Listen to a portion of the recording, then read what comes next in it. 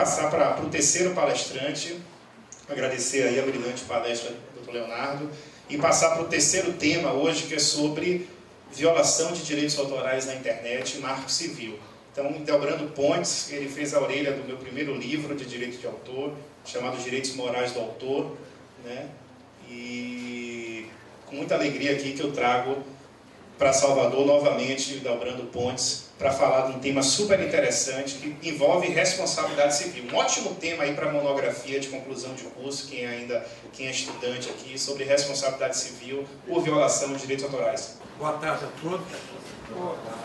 Eu gostaria de, em primeiro lugar, agradecer o convite que me foi feito pelo professor Rodrigo Moraes e dizer-lhes da minha grande alegria e da minha grande satisfação de estar presente hoje aqui com vocês em Salvador. Eu dizia antes desse nosso encontro que quando eu casei, a minha lua de mel foi passada aqui em Salvador, eu fiquei aqui 30 dias. E já voltei a essa cidade várias vezes e, portanto, tenho pela Bahia um grande carinho e um grande apreço. Em segundo lugar, gostaria de dizer-lhes também que o tema proposto é um tema polêmico, mas antes de ingressar nesse tema, eu gostaria de dizer-lhes que o chamado Marco Civil da Internet, ele mexe com todas essas questões que foram aqui anteriormente colocadas, porque exatamente são questões que envolvem a utilização das obras de criação artística no espaço virtual, portanto, na rede. E convenhamos que a rede é, indubitavelmente, o meio mais democrático que o homem construiu até hoje de comunicação e que nem por isso ela não possa ser estudada, pensada, repensada ou criticada. E a rede é apenas meio, nada além disso. Ferramenta, meio. Ela não é um fim em si mesmo.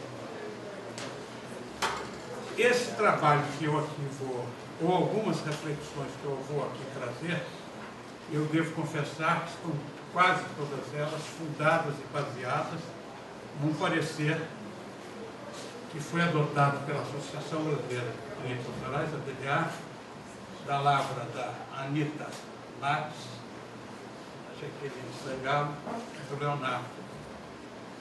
E aqui preciso dizer, se não está claro, que vocês ouviram o filho, agora estão ouvindo o pai.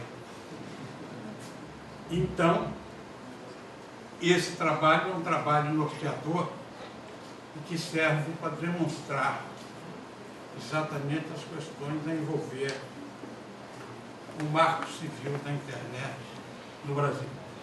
É um projeto de lei polêmico, não ainda aprovado, cheio de emendas, mas que eu tenho absoluta tranquilidade que, do ponto de vista estrutural, ele já está definido. Ele já está posto e será aprovado no estado em que se encontra. O que, num certo sentido, eu lamento profundamente, porque ele vai ferir de morte as questões ligadas a direito de autor. Em que pese a reação da comunidade artística desse país ter retirado do projeto de discussão o direito de autor. E eu penso que a situação ficou pior ainda.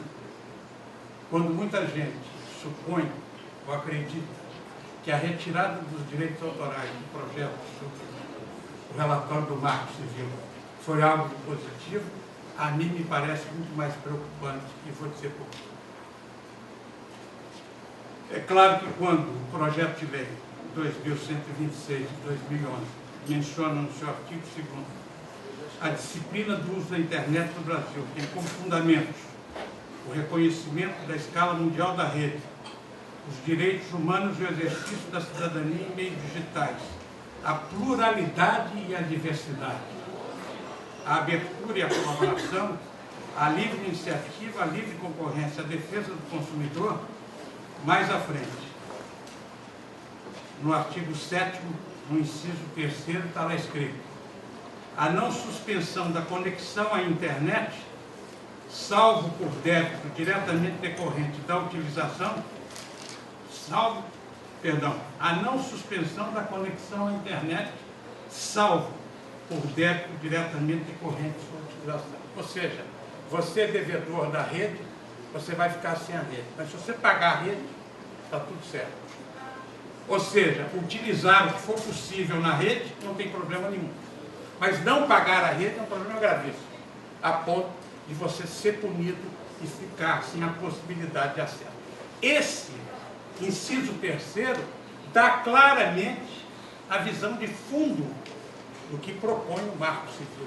Não quero dizer, não sou tolo, para dizer que o Marco Civil da internet não seja fundamental e essencial à compreensão das relações que se trabalham na rede, porque isso faz parte da modernidade. Mas não me iludo, evidentemente, em relação às regras que sobre ela raciocinarei daqui para frente. Eu queria me valer do parecer, até porque isso envolve o Estado de Minas Gerais, e parte dele diz assim: no que diz respeito à violação dos direitos de propriedade intelectual, as decisões são mais exíguas ainda. No Tribunal de Justiça de Minas Gerais, há apenas 2 decisões sobre a questão envolvendo a violação do direito de autor, enquanto que no STJ e no Tribunal de Justiça do Rio de Janeiro não foram publicadas nenhuma decisão no período correspondente.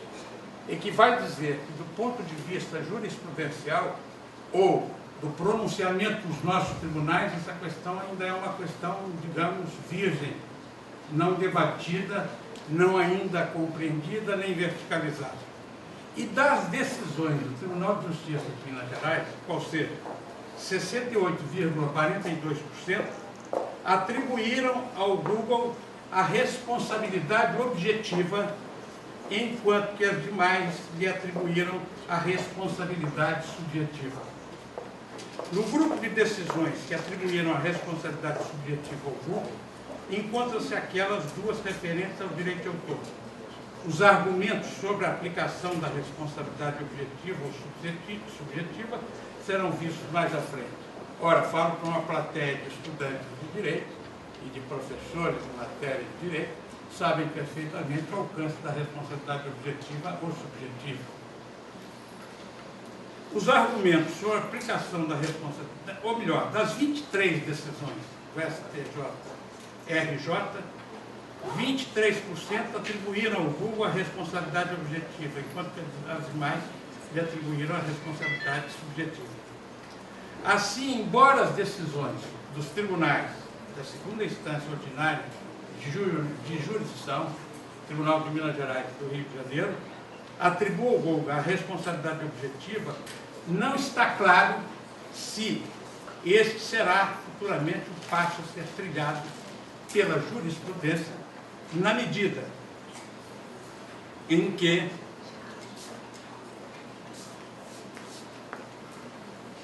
a questão que se coloca atualmente é o debate se deveriam ou não ser atribuídas as responsabilidades aos provedores com base na teoria do risco, prevista no artigo 927 do Código Civil, parágrafo 1º, ou ainda se os provedores somente poderiam ser responsabilizados pela responsabilidade subjetiva prescrita no artigo 186 do Código Civil, mesmo porque ainda há, por parte da doutrina, divergências sobre qual teoria do risco adotada pelo Código Civil, o que torna a questão ainda mais incerta. Portanto, o que eu quero acenar com essa circunstância e essa questão é que o cerne da discussão vai, evidentemente, pairar por aí. O que a comunidade daqueles que creem e atribuem ao servidor um papel fundamental no âmbito da internet e não admitem, é que o servidor possa ser instado a retirar do ar uma obra ilicitamente ali colocada. Entendem que isso não pode ser de forma nenhuma um dever deste servidor, e que outros mecanismos poderiam ser utilizados no sentido de alterar ou modificar essa circunstância.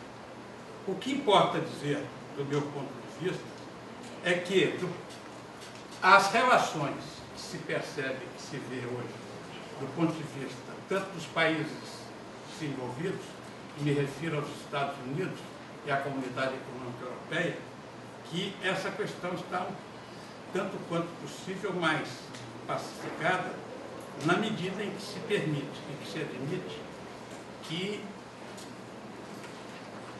o servidor que recepciona uma obra ilícita, ele é notificado e aí ele fica livre de assumir o caminho que ele desejar no sentido de manter ou de retirar essa obra.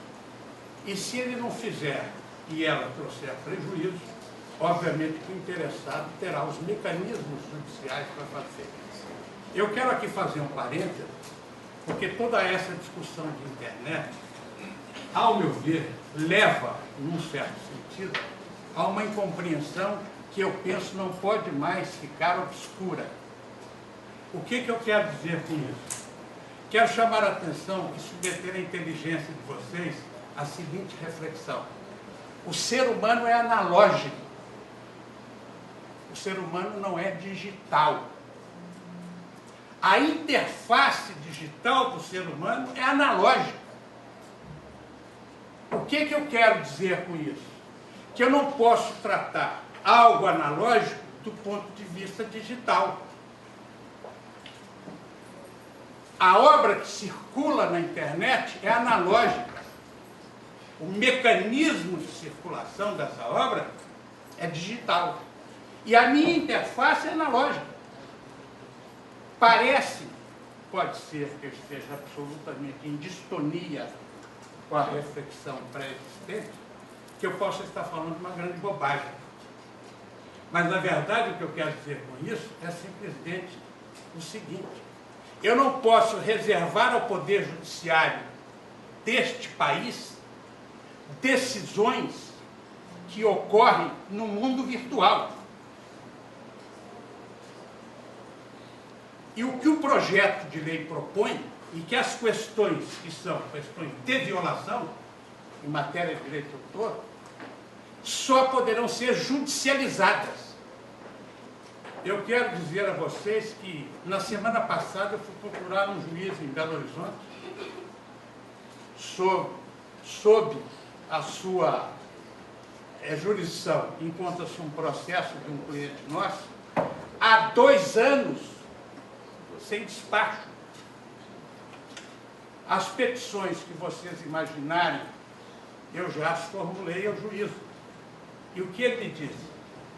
Doutor, não adianta o senhor falar isso comigo, porque eu estou decidindo aqui processos de 2003 e 2004. Essa é uma realidade nacional. Eu não estou contando historinhas, muito pelo contrário. Nós, advogados militantes que somos na área da propriedade intelectual, ficamos constrangidos de falarmos com o nosso cliente que há 2 anos o seu processo não tem decisão interlocutória do juiz, porque o juiz está decidindo questão de 2002, 2003, 2004. E pretende o projeto que as reclamações que eu fizer em torno do marco civil da internet, eu tenho que judicializar. De 2 uma, ou nós todos somos absolutamente idiotas, ou a intenção que subjaz a esse tipo de proposta é para não funcionar. E eu posso falar isso com absoluta tranquilidade, que eu não estou, com toda certeza e com toda clareza, inventando coisíssima nenhuma. Vejam o seguinte, artigo 14. O provedor de conexão à internet não será responsabilizado por danos decorrentes de conteúdo gerado por terceiros. Está absolutamente afastada qualquer responsabilização em torno deste provedor. Mas só que não existe responsabilidade, ou não existe atuação sem responsabilidade. Não existe ação sem responsabilidade, sem compromisso daquilo que se faz, daquilo que se age. Mas, no artigo 15, salvo disposição legal em contrário, que nunca haverá, por óbvio, o provedor de aplicações de internet somente poderá ser responsabilizado por danos decorrentes de conteúdo gerado por terceiros se, após a ordem judicial específica, não tomar as providências para, no âmbito do seu serviço e dentro do prazo assinalado, tornar indisponível o conteúdo apontado como infringente. Pergunto-lhes, diante desta redação, como agir, se não cumprindo a lei e judicializando a questão? Ao passo que a notificação, o takedown, que é aceito fora daqui, é absolutamente tranquilo do ponto de vista de que ela não é impositiva. Ela dá a faculdade ao servidor de agir como ele bem lhe aprouver. Não se impõe a ele uma conduta, ao contrário. Ele tem uma facultas agenda em que ele pode ou não fazer ou deixar de fazer. Se não fizer, por óbvio que ele responderá pela sua inércia, pela sua omissão.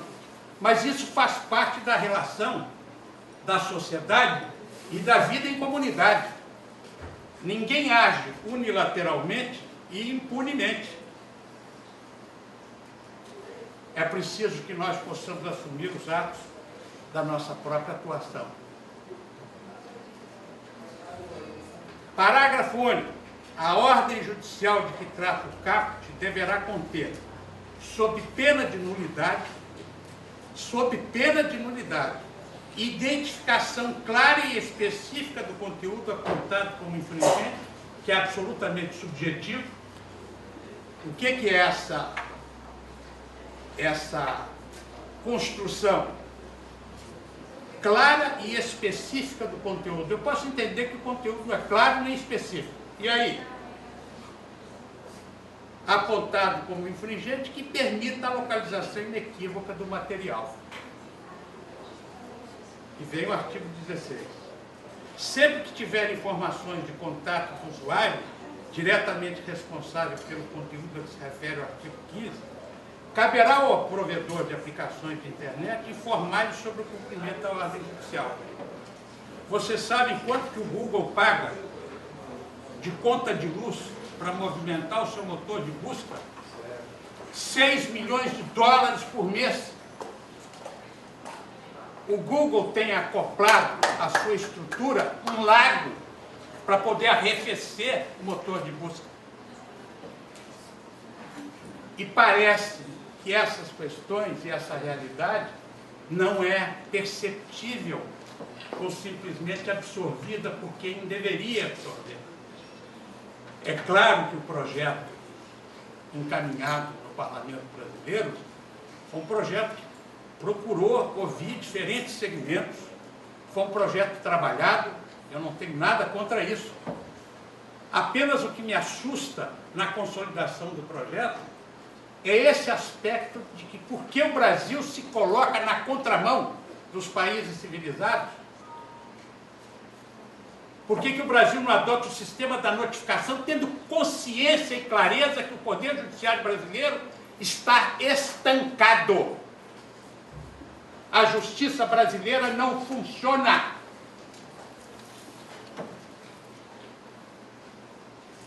E aí, quando você diz isso, você é alguém que não está em consonância com a vida moderna. Você é um dinossauro. É alguém que está envelhecido pelo tempo, e aliás digo que com muita honra, completo este ano 70 anos, e com orgulho de assistir meu filho de 26 produzindo os trabalhos que vem produzindo, e não tem problema de dizer as coisas que penso e que acredito. Então, esta colocação do artigo 14 e 15 do projeto trabalha contra o direito de autor, trabalha contra a criação artística, exatamente porque a rede, isso foi dito aqui e já raciocinado, a rede é anárquica, de pedófilos a desesperados de amor, todos nela ingressam, sem carteira de identidade. Você não tem controle, mecanismos de controle, para poder entender de que maneira tal obra foi ou não foi disponibilizada. E veio essa criação, essa foundation chamada Creative Commons, para poder estabelecer um sistema de licenças ou de autorização que não tem como ser cumprido dentro da rede, porque ela é anárquica. Eu botei lá um selinho CC, quer dizer que minha obra vai ser respeitada e todo mundo vai acreditar nisso. Quem acredita aqui em Papai Noel? Então, essas questões eu quero deixar aqui para reflexão. Tinha, evidentemente, mais coisas a dizer, mas pelo tempo, pelo adiantado, eu acho que a essência do que eu queria dizer está posta aqui. Lamentavelmente, eu não posso acreditar num projeto que, na contramão do direito moderno internacional, fixa um parâmetro fundado numa justiça que, lamentavelmente, está estagnada nesse país. Muito obrigado.